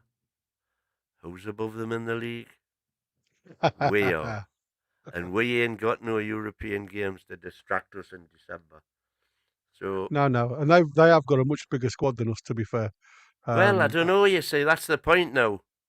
Our squad is suddenly looking at now that we've got getting everybody coming back fit. Okay, we're going to get suspensions and we're going to get injuries, but as long as they're not key injury, I mean, you could argue even if Bruno, for example, was to get injured. That wouldn't bother me now, to be fair. Exactly, and it wouldn't bother me. Well, it would bother us, but I would certainly think we'd be able to overcome it. As I said, you've got player for player now. The people that you don't replace is like some Willock. The only thing we've got to worry about for me is Isaac. Yeah, if Isaac and Willock for me. If Wilson doesn't come back, but I've got every faith in Wilson, as you know. Well, you're talking about Wilson. I had got something lined up there, but let's just. I'll come back to that one. Let's just show you what I saw this morning regarding that. Bear with me a second, because I did. I hope I've got it marked up, because I try to keep it. There I have. There you go. Now, I don't know whether this is just me being hopeful and optimistic, but you've got a player here, Rooney Bargy, the Copenhagen player, who's recovering from ACL injury, who was seen doing some head tennis with Wilson in the rehab. Rooney Bargy doing some head tennis, and like I say, it's surprising when you look at it for what it is. Like I say, you look, you think to yourself, is there anything in that? Is he getting tapped up, do you think, by Wilson to come to us later on? Because he's a certain good talent down that wing for Copenhagen. But like I say, I'm looking at them doing that there. You're our doc. He's got a back injury. That's what I'm saying. Would you think sitting that on the ground exercise there is conducive to a back injury? Well, we don't know why he's not in the team as we speak. And I said to you before, when I see some of his video during his recovery period, skipping things like that, that's impact. All that goes through the hips, all the jarring through your back, and that's why I was quite trying to question what type of procedure he's had regarding, surgery to his spine. And I look at it because of what my missus has just gone through, which was like I say, she was lay on her back for a week on end. So it's like from what I'm seeing here, what he's doing there is just all core strength, because sitting in with your legs outstretched in front of you, I know they're wide apart, but you are working purely on the core strength there. So it's all your hip flexors, all the way up through your abdos, um, and the core around the spinal area. So it's a damn good exercise, but by God, it takes it out of you. If you're not used to it. And that's what I'm saying. He seems to be under no pressure, under no pain, no discomfort showing there when he's doing it. He looks nice and relaxed. So for me, he is back just around the corner. But he's again, you talk about conspiracies and stuff like that. He's delaying coming back because he's going to be sold in January. I think there's a potential there. Um, I think he's been held up purely to get him sold or moved on in January. Because if this is the delay tactic just to get him fit for us, especially since we've had Isak, playing the lone striker for most of the games now, we know Isak can only go so far before he breaks. So it's a big risk. It's a massive risk. Here's the thing: if there is this, I love me conspiracy theories, as you know, and if we're keeping him on the back burner so that he doesn't get injured, so that we can sell him, then that would account for why we need to give Asula more minutes off the bench. Yeah. Instead of 10 seconds. What was the point in subbing him on? Well, the point in subbing him on was to waste time. Yeah. That was That was obvious, tactical, wasn't it? Yeah. But I do think Asula needs more minutes. Yeah, I agree with you. There's a certain point to that you've just got to take it on board and go with the flow. But like I say, only time will tell now. Like I say, if there's a part of me, like I keep saying, I still think that Asul is probably 18 months behind development compared to lads of his age in and around him. And I keep mentioning Delap, and I do have to apologise because I have in the past, and I can't remember who it was now. I think it was Steve, kept on pulling me up because I kept on saying that Asul is 23 and he's not. He's 21. So apologies. It's Rory Delap that's 23. But there you go. I do hold my hand up when I'm wrong. But I wanted to leave you guys on a bit of a sorry tale, because this poor beggar here has waited a few years to get a seat, and this is a Crystal Palace. And he ends up getting a seat, and have a guess what's in front of him. And it blocks out literally the whole view of the opposition goal, or the goal that they're attacking, depending on the half. Is this girder, and there was some quite I hope the expletives. ticket specified restricted view. Well, like I say, it's a season ticket. He waited years to get a season ticket, and that's the season ticket that he's got. Apparently, again, I don't know whether that's true, but there was quite a few expletives that come with it. Waiting all these years for a ticket, managed to get one because somebody passed away, and that's my view. So quite a bad one. But anyway, at least you Indeed. got a ticket, and I'm sure with some head movement you'll be able to get to see some of the game. But anyway, that is it. So again, thank you all for joining us today. It's been again a wonderful Monday experience with my mate, the Mighty Win, my right hand man.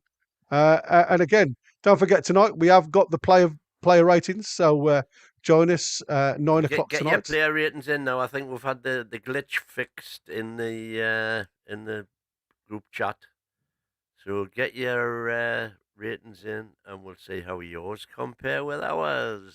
Absolutely. So until Well, I say until tonight, It's ta-ra for now. good night from him. And it's a goodbye from him. See How you are the tonight. lads? And lassies and bairns. Take it easy.